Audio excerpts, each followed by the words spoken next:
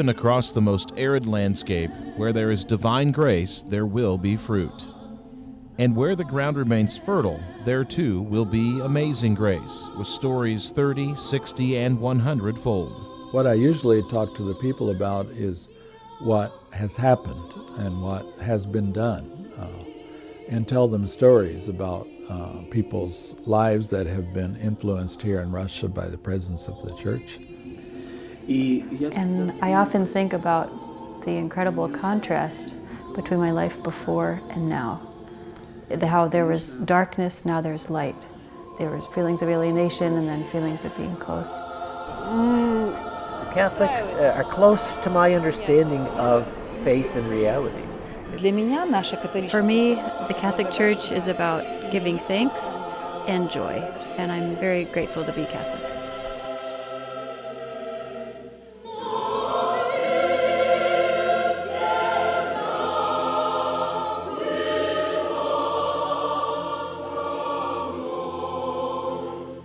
Now in its third decade, this is a Holy Week story, and parallels can be drawn between the individual lives and events and the days of Holy Week.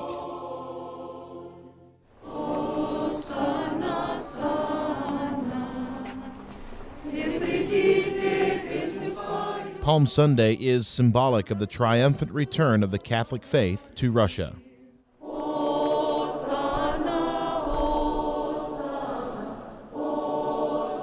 It was great joy for people to see this, like the resurrection of the church from the dead, the gathering of the pieces of the body of Christ once again into the church and living the sacraments again, and receiving the confirmation and the gifts of the Holy Spirit. So it was a resurrection experience for people. And I think still basically it's continuing. Fathers Myron Effing and Daniel Maurer arrived in 1992.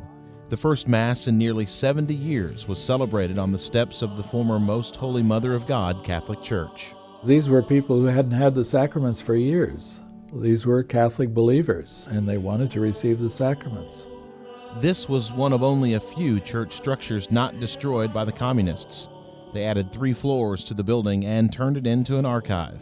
Father Myron, by the way, met the man who was in charge of building the floors inside the church to turn it into an archive. And this man said to Father Myron, that was probably a great sin that I did to build those steel I-beams inside the church. And Father Myron said, on the contrary, that's what saved it.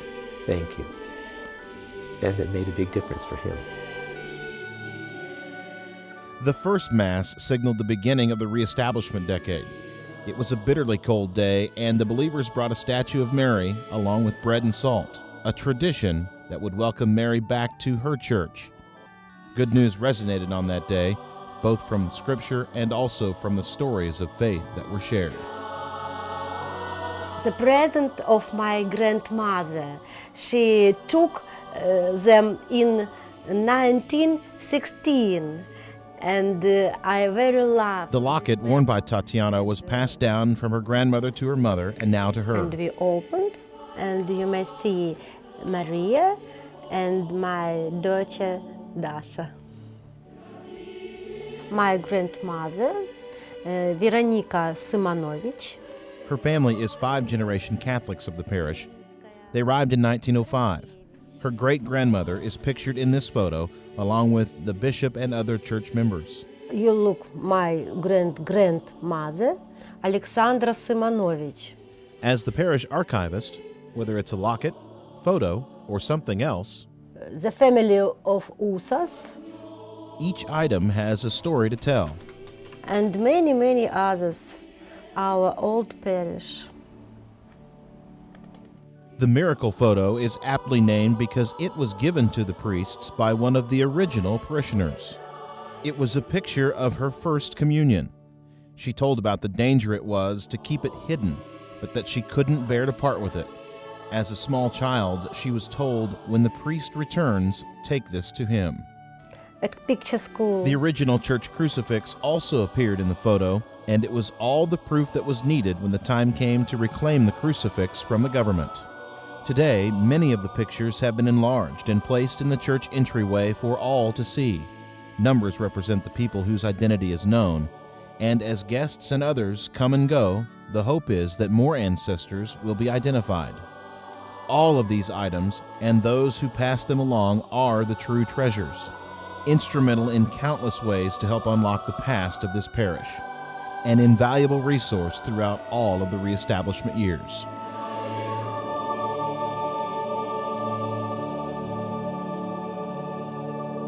In 1915, in Vladivostok. Tatiana's great-grandmother and grandmother died without a Christian burial or funeral prayers, and without knowing if their children would ever be able to practice their faith. And many, many others. Christ's Passion, read on Palm Sunday, is symbolic of the dark, godless ways of communism and Soviet Russia. The repression was so great that many believe it was the worst in the history of Christianity. Over 46 million people were killed by the government. The Chapel of Martyrs is located inside the church, and it's dedicated to all the people who were killed for their faith during the communist repression. The altar has 5 black marble pillars in honor of the last 5 members of the parish, all men who were taken from their home as they were praying and executed by firing squad.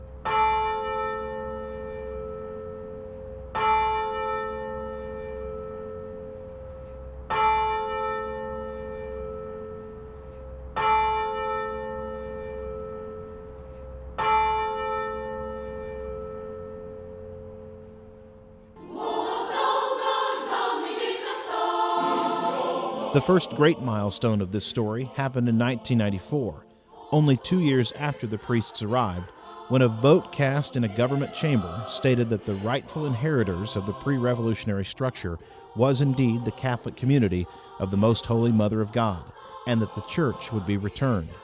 It was a miracle, all would say, and their feelings poured forth. We felt responsibility to take the faith again to the younger members of our family. Now my daughter is a member of the parish. She was baptized here. And we give all of our talent and all of our energy so that this parish would flourish again. And this has been given to us by our ancestors, by those who went before us, and so we feel proud and happy to be able to pass this on again. Спасибо. Thank you. They were pioneers in a diocese as large as all of the United States. The work to reestablish the church was arduous. They traveled to where there was an historical record of a parish and hoped to find former parishioners. They went by whatever means they could. Father Myron once took a seat on top of the luggage in the cargo hold of a plane. 60 trips, once a month for 5 years. He traveled to Blagoveshets, a parish he founded. The trip was 33 hours by train each way. He arrived for the first time on March 25th, the Feast of the Annunciation, and was greeted by a man named Alexander, who told him a story about his mother. Her husband had already been arrested by the communists, and she expected to be arrested, so she decided to have an abortion. So she made the appointment for the abortion, and on the morning of the abortion, she woke up, she looked at the calendar, and she saw it was the 25th of March. She thought, oh, I can't have an abortion today, it's the Feast of the Annunciation. So she canceled the abortion, and Alexander was born. So he said, see, I owe my life to my mother's Catholic faith, and that's why I want to help start the parish. So it turned out that I said the first Mass there in Blagoveshchensk in his office on the 25th of March. God is at work, you know, you can't explain these things.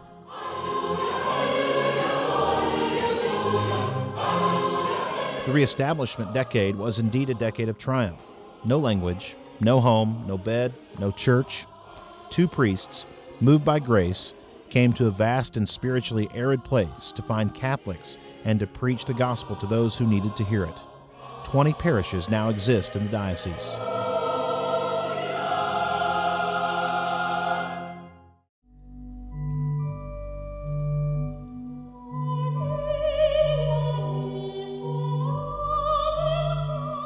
Mary's return to her church is representative of Holy Monday through Holy Wednesday.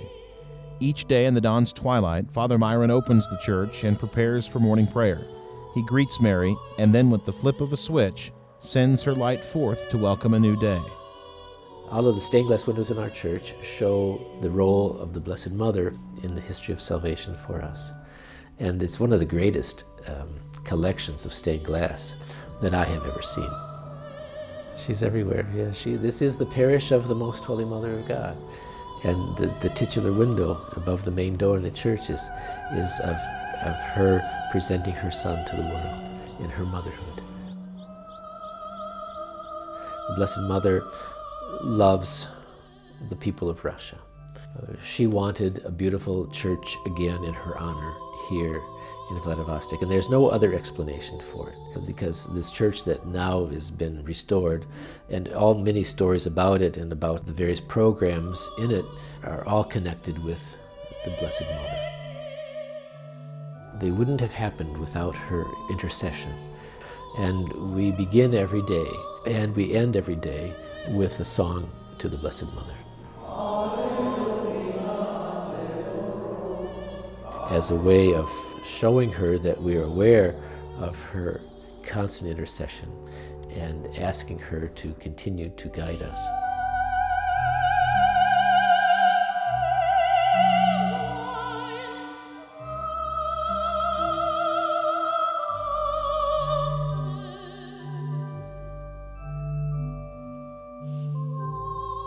We have ships that dock in Vladivostok for the day, the Princess Lines, these huge ships of 3,500 passengers, and they sign up in advance to come for a tour of our church. We sometimes get 6 busloads of tourists to come here. And so many people say, Father, I have been to Catholic churches all around the world, and I have never seen a collection of stained glass like this. And I say, thank you. Yeah, we love it too.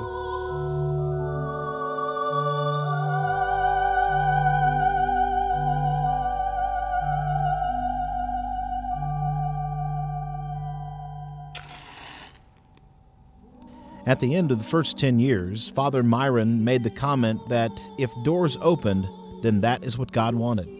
The second decade of this story is defined by some extraordinary opening of doors. Well, I don't have an explanation, I would say, except, God is in charge of the universe, and so if He wants the doors to open, they'll open. A church completely repaired and restored. What you have to do is give God the opportunity to do His thing. And He knows how to do His thing, which to us look like miracles. Construction of what is now the Our Lady of Fatima Monastery and Parish Center. Well, I don't think we really ever get used to it. We are always brought up short by the doors that have been opened. Addition of steeples, just as the pre-revolution parish had planned to build. It looks like chance, but it's divine providence, really. So all along the way, amazing things have happened. All are responsible for all. The benefactors are among the fruits of this story. None of this would have been possible without their support. And just as grace would have it, they too have stories to share. I had one man send me an email and said, God told me to give you a major donation. Well, I don't expect it, and did God really tell him? I don't know, but the check came. So it just happens. He did not know that man, but he did meet a bellmaker at a conference, and, well, it just happens. This all began with a parish community that was short on means, but bent on the desire to see the restoration through. And Father Myron, again, is very, very wise. Our parishioners are poor, and yet he wanted them to feel that this was their church, not just something that foreign nameless people had given to them. So from the very beginning of the final restoration, he had them start a fund for the main altar. So the beautiful solid block of pink marble is from all of the parishioners. That's theirs, and they know that they feel a part of it. They really feel that this is their church. And from nearly every place in the city, their church can be seen. The steeples glistening and the bells resonating with the sound of good news, bringing hope to all who hear. The renovation lasted 16 years, and the church was rededicated on February 3, 2008. The same day, 70 years prior, that the last 5 members of the parish, while praying in their home, were arrested and executed. God is eternal, and so of course you will never defeat him. And so these times of darkness, they're bound to pass because people are not eternal and evil is not eternal. Just as the resurrection itself is a sign of God's victory over evil and death, so our church building with its steeples completed is also a sign of victory over evil and death.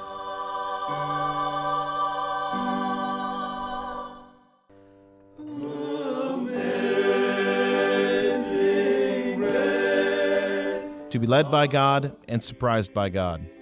That is where we find Amazing Grace.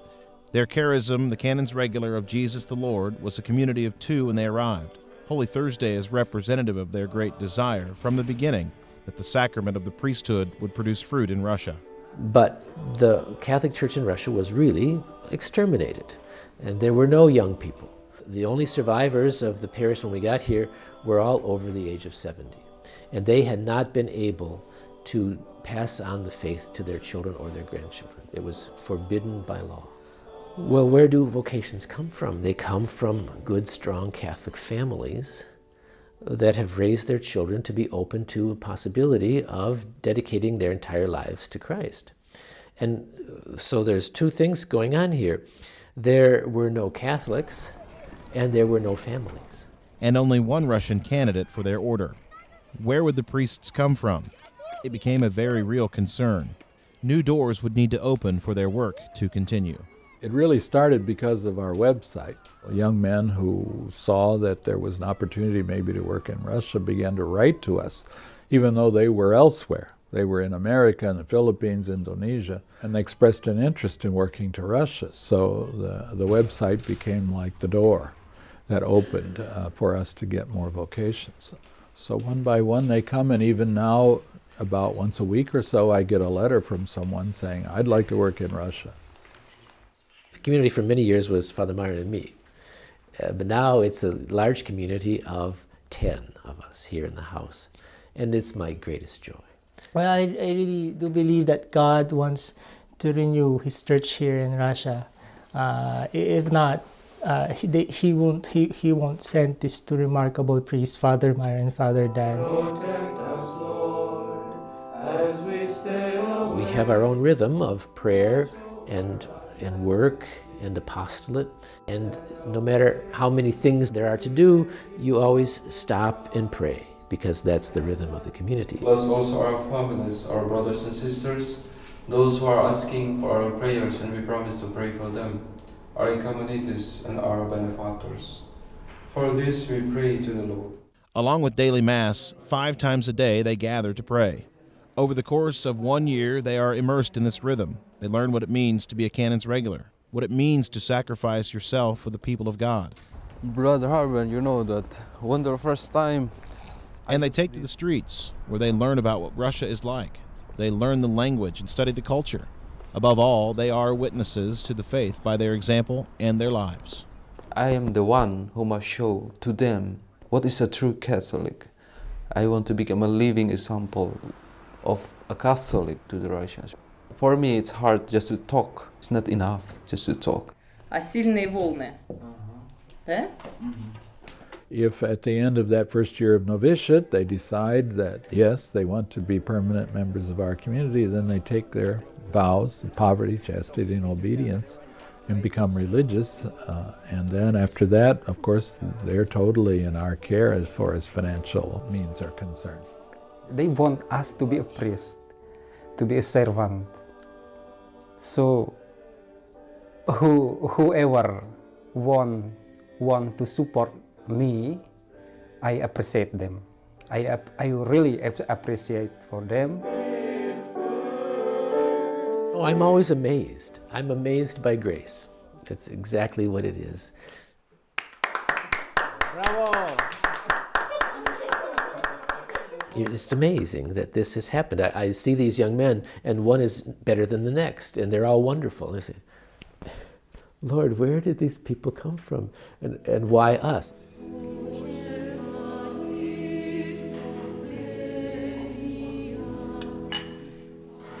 So now we finally have hope for the future for this mission. Almost more than we can handle. And that's a wonderful problem to have too. A lot of it is because of Father Myron. He's open, and people see that and respond. And so with that, things have become possible that no one ever thought of. And one area where Father Myron has remained relentless and his efforts tireless has been to send forth the church to do good works. The washing of the feet has profound significance for Father Myron. From the moment he and Father Dan arrived, he has pursued with great rigor, in word and in action, the hugely important role that the church must take in performing good works. This expression of faith has bore fruit and stories that no one would have thought possible. This tree is a symbolic tree with leaves that representing children that were saved from abortion. The women's support centers are now working in collaborative agreements with government agencies. Their offices are often located in the same building, where they share space and equipment, education and knowledge. I came here to listen about breastfeeding because soon I will have a child. I've seen advertisements everywhere in this clinic, and my doctor and head doctor of this hospital told me to go for the lecture about breastfeeding. This center is result of our work, not only with women but also with doctors. This information is extremely important for women in Russia. Now we have some kind of reputation. We feel your support and your prayers for Russian women and for us. And we will hope to grow more such trees in the future. We are doing a good job together. Thank you. He's nice. Good partners, too, the church is with the community, sending for years volunteers to the orphanage and to the hospice to help care for the abandoned children and the dying elderly. Both groups have become dependent on these acts of charity that not only help support the staff, but also provide a witness of God's love to those who are most vulnerable. Great fruit has been produced as a result of these continued good works. Who accept us is ready to help those who can't help themselves, the orphans, the elderly, the handicapped. It's through no fault of their own that they're in their situation. They can't fix the situation on their own, so we're ready to help.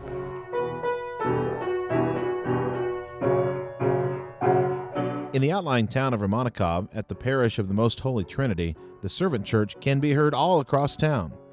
The Sisters of St. Anne from Spain joined the priests in the first decade and began their work here, a very impoverished area, to help children and young adults who were living in extremely difficult home situations. They're from 6 years to 15 years, school children. After school they come, feel at home, enjoy, play in the computer, do some handicraft and eat something because they are hungry in the house, nothing, and do their assignment, and in the evening they go back home with their parents.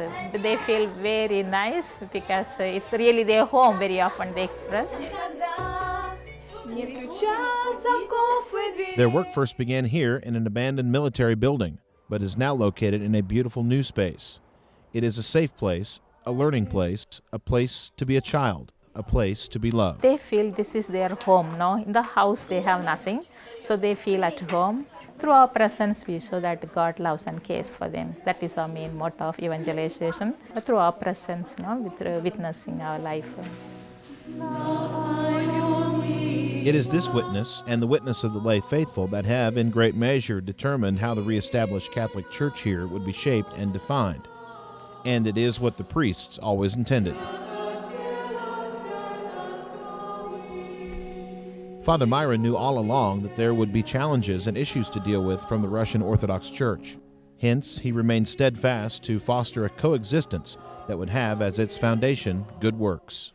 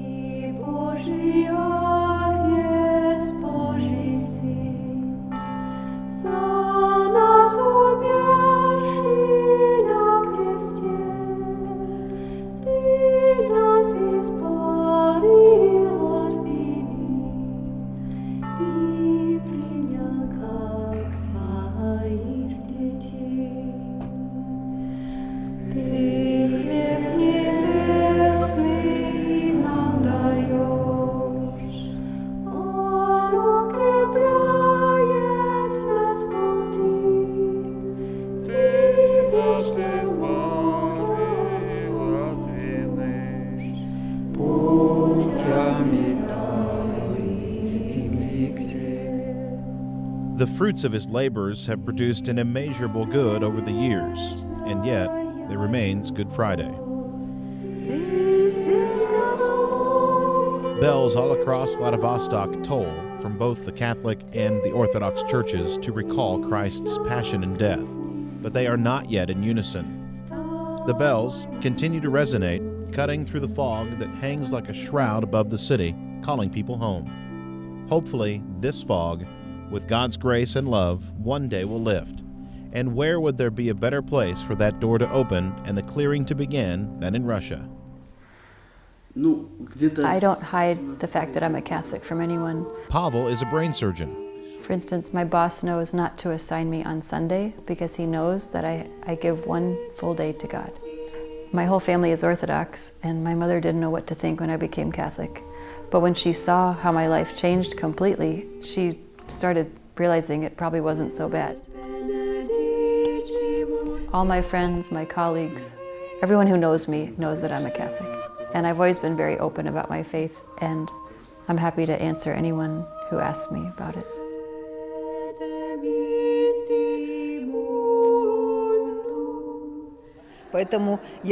So for me, no, it's not a problem. Evgenia is a businesswoman. I'm definitely free, and actually in my whole circle of friends, I'm the only Catholic. But instead of being an obstacle, I'm more kind of the object of their curiosity. I pique their curiosity because they know I'm Catholic. And sometimes people decide to come to church because they're interested.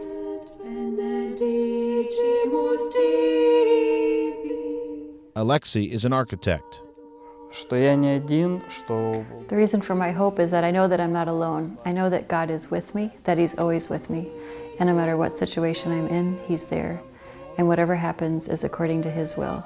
And that gives me great hope.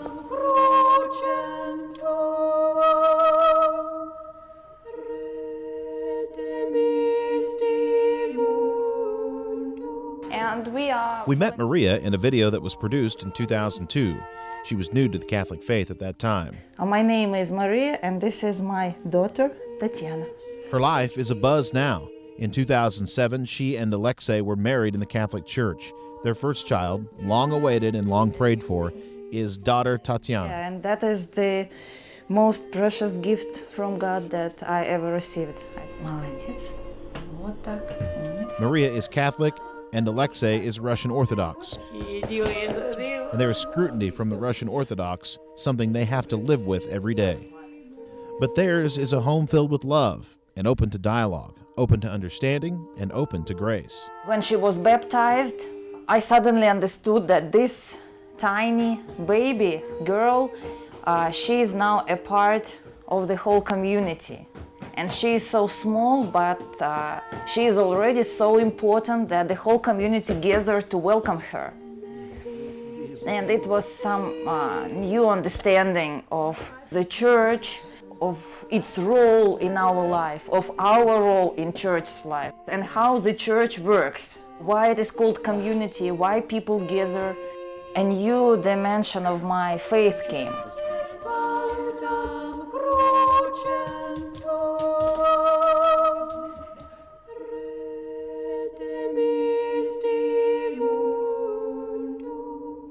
Also from that earlier video, we met the Anisimovs. Veronica and Kirill were new members of the family, adopted by their parents from the church-sponsored Women's Support Center. At that time, Victor talked about the great responsibility he and Natasha felt to raise their children with the Catholic faith as a centerpiece in all that they would do. I think my Mom and Dad did a great job teaching me faith. Catholic faith for me is what I believe in, what I hope for, and what helps me. Hello. Today, at any given Mass, you will find Kirill racing around the church, helping the priests as an altar boy. Veronica, a young lady now, is active in the church and has many friends, and she participates in all the young adult activities. My name is Arola. And a new addition, their little sister Alyona, is also involved. I could always turn to God and pray for guidance and for support, and without that, it would be difficult to be a parent.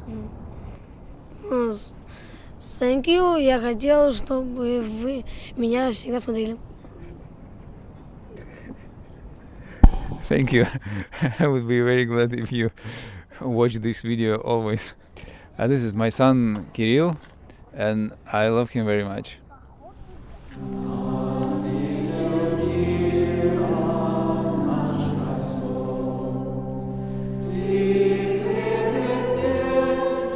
The road to Calvary was long, hard, and painful, and so it is at times on the road to reconciliation between the two churches. But the ground here is fertile, and the reason for hope lies with a generation that is full of zeal for the Catholic faith.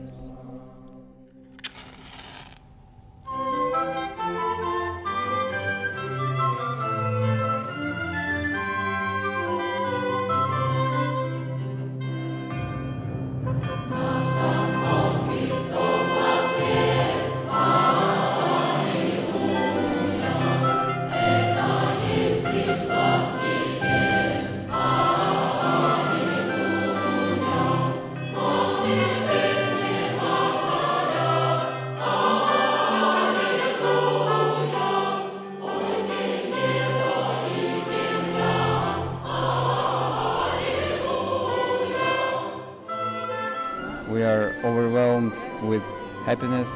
I think these feelings will grow bigger and bigger. With time, children will be able to explain their feelings and their faith. And what will their stories be? Well, God only knows. And they, along with the other new members of the faith, are just fine with that. After all, it is that same belief that brought us to this point in this Holy Week story. Easter, an empty tomb, the resurrection. What will their stories be? Well, God only knows. But what is known is that there is great spiritual energy that remains untapped in Russia, even though the percentage of people who practice any faith at all would suggest otherwise. Now, well into their third decade, the priests understand that their work here to date can be defined as a first evangelization, because the faith here was completely destroyed. It can be likened in many ways to the time of the first apostles. Fathers Myron and Dan realized that their time in this world is limited, and just like the apostles did, it is clear that they should set things up in such a way that their successors will be able to carry on. Alleluia. As their time is winding down, their order is winding up, most especially in Indonesia, where the vocation interest is booming. So much so that a new community was established there. Why are we here? And a new community was recently established in Vladivostok. Because we believe that God has called us here. Our foundress, Mother Julia Kabista, was so inspired when she met Father Myron Effing and Father Daniel Maurer. She had always had a great desire to help Russia return to the faith. It was her lifelong dream, and so when she met Father Myron and Father Daniel and realized that there was a need for Catholic sisters in the Far East, she decided to see if she could pull a community together. We have so many dreams. It's wonderful. God is doing wonderful things, and we're just so happy to be here. Their community is the Canonessus Jesus in the Lord. Well, this is our first chapel here in Russia. Their founder was most interested in primary evangelization, telling people about Jesus Christ. And for that, they have come to the right place, and they have adapted well. Whether in ministry to the vulnerable. The children are the future of society and of the church. If they receive love now, they'll learn to give love when they're older. And these little ones especially are in need of that. Their parents often don't want them or can't take care of them. And so these little children will never know the love of a mother or a father. And we see Jesus in these little children, asking us to spend time with him and to show him compassion. Or ministry to the faithful, they are aglow with Christ. In the canonist tradition, we're very devoted to building up the faith of the parish. We love getting to know the parishioners, and we spend as much time with them as we can. As we talk to them, we keep hearing them say that they're ready for something deeper, and we think, oh, you just need some time away. You just need a retreat, was their thought, and they had just the right location in mind. This is our convent. Their convent. We're in a pre-revolutionary former officers' quarters. They began with a single 2-room apartment and chose to make one room their living space and the other room their chapel. The chapel completion was a first priority. Here's going to be our bathroom. And with time, more living space was acquired. This is the first room. It's like and that proved to be a very important acquisition. This property is a 15-minute walk from a recently constructed university with a capacity for 75,000 students. The sisters already have students coming to their chapel for Mass. There's a great need here for places for Catholics to gather. The whole concept of retreats is very attractive to Russians. And the retreats have begun. Parish retreats and Rachel Vineyard retreats. There is talk and hope that a women's support center will be added, and someday a student center in collaboration with the university. This story has traveled this path many times over the years, and as the story goes, it just happens. The evangelization years will have as an anchor the concert series introduced by Father Dan. It's really taken the city by storm ever since we started it, and it's 18 years old. It's the most successful way we have found to get people into the church. So, for example, at our Christmas concerts each year, we have over 1,000 people. These are not just music concerts. Between each piece, we tell about the mystery of the faith that we're celebrating in that particular feast. To put the music together in a reflective mood, weave the music in with the message of the gospel in a way that makes a beautiful presentation of the faith. It's been very moving for me to be able to show in the United States how we do some evangelization here in Russia. Their work over these many years has put in place a solid foundation for the future. And as part of that foundation, when the church was rededicated, a new cornerstone was laid. The dates cover a span of 100 years from the time when the original cornerstone was set. Father Myron asked the parishioners to come up with items to put into a time capsule that would be placed beneath the cornerstone and opened after the next 100 years. What they chose to leave in the capsule was very telling about their roles as the evangelization years march on. One of the things they did was write letters to their descendants. And then afterwards they said, you know, that was really remarkable, but I realized then if I want my descendants to read what I wrote in 100 years, I have to be members of the parish and be here to help my children, my grandchildren, to be members of the parish in 100 years so they can read what I wrote.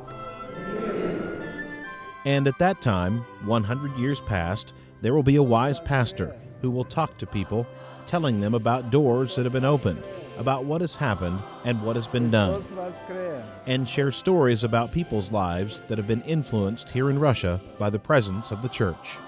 And, as the story goes, it just happens.